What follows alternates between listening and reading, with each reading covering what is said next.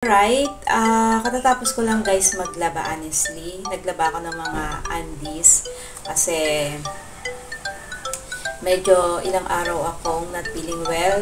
So, naipon.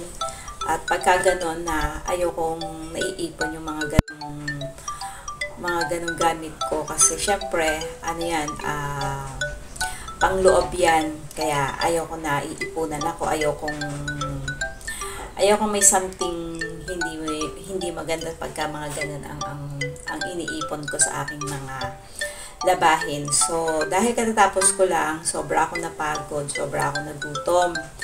And a while ago, may dumaang nagtitinda uli ng favorite kong merienda. Nili kasi ako sa mga, let's say, saging. Saging is life pagdating sa merienda. And coffee is life also. And hindi ako, nung medyo bata-bata ako, let's say, nung teenager ako, mahilig ako sa mga junk foods, chichirya, soft drinks. Dati hindi ako makakain ng walang soft drinks. Yan ang pinaka-water ko. That time na nag-work ako.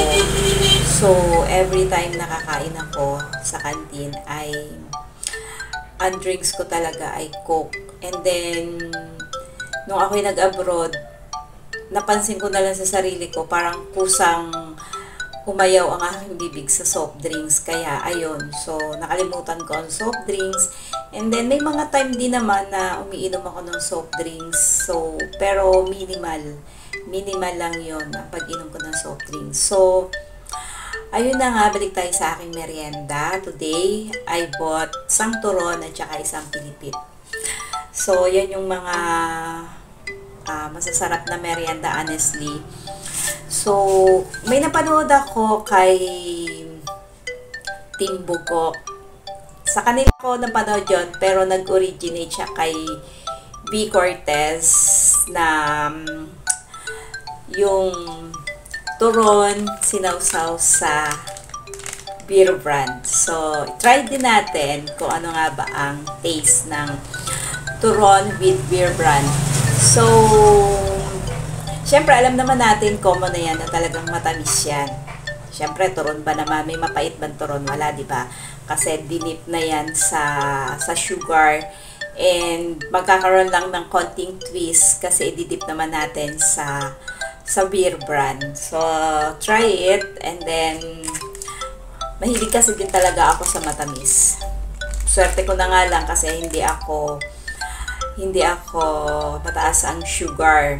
Sabi nga ng aking sister before, na buti daw hindi ako na diabetic. Kasi, ang hilig-hilig kong kumain before nung bata pa ako, mahilig ako mag-ulam ng condensed milk at saka sugar. Pag may nakita akong condensed milk sa table namin noong bata pa ako, kakain ako niyan. Kakain talaga agad ako niyan. Whether kung yan ay bagong lutong kanin or yung bahaw. So, kakainin ko siya. And then, ganun din pag kami nakita akong sugar. So, basta, I love ulam ng condensed at saka sugar. So, now, kaya mahilig talaga ako sa matamis. May mga times na talagang, nung bata pa ako, mahilig akong, or malimit ako magkasakit ng, talagang sakit ko na yung sa lalamunan ko. Diyan ako nahihirapan sa lalamunan ko. Lagi yang masakit. Lagi yang mahapde. Magkamali lang ako ng kain na talaga na matamis. Ay, yan na yung number 1 nagiging sakit ko. So, ayan na naman tayo. Feel better na naman. And then, ayan na naman tayo. Hindi ko na naman maiwasang hindi kumain ng matamis. So, try it. Try it na mag-dip ako ng beer brand. Yung turon sa beer brand. So, yun. And then, may water ako. So, iwas soft drinks. Actually, may soft drinks din ako dito. Ayan. May Coke din ako. So, iwas tayo sa Coke kasi sobrang tamis na yan. Baka mamaya, eto na naman tayo. Balik-balik na naman ako sa sakit na ito yung lalamunan ko. So, water lang tayo. Natural water. Hindi siya cold. Hindi rin siya warm. So, water lang. So, try natin na-open ko na to. And medyo mahaba yung turon. So, okay na ako ni ate, yung dumadaan dito lagi sa harapan ng bahay namin.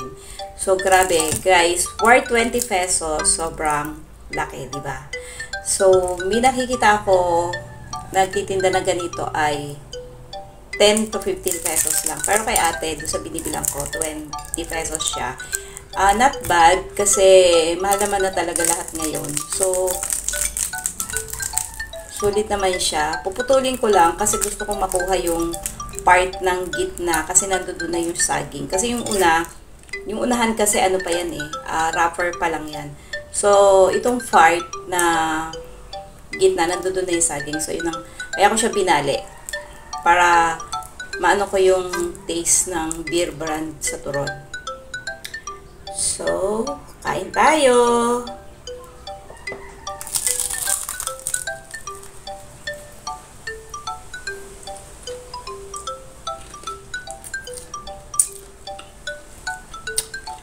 Masarap siya.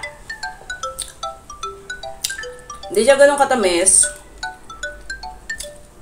Pero syempre, mas malalasahan mo yung lasa ng milk. Masarap siya.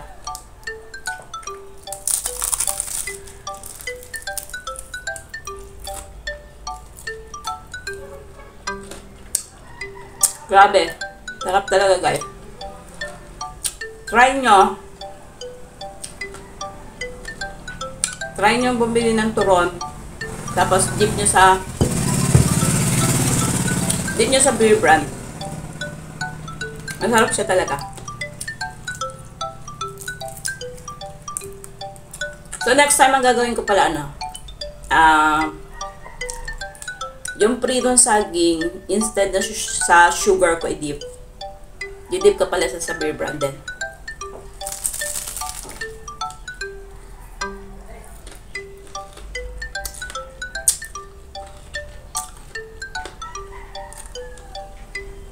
Goods na goods, guys. Promise. Sarap talaga niya. Beer brand with turon.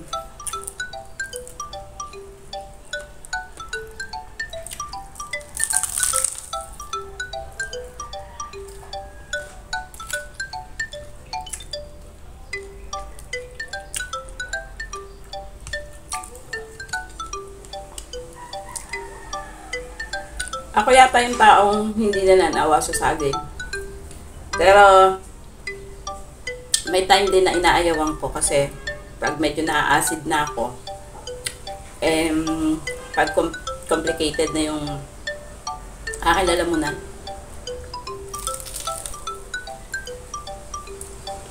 Wow. Goods na goods, guys. Try nyo. Beer brand, tsaka yung turon. Yun lang.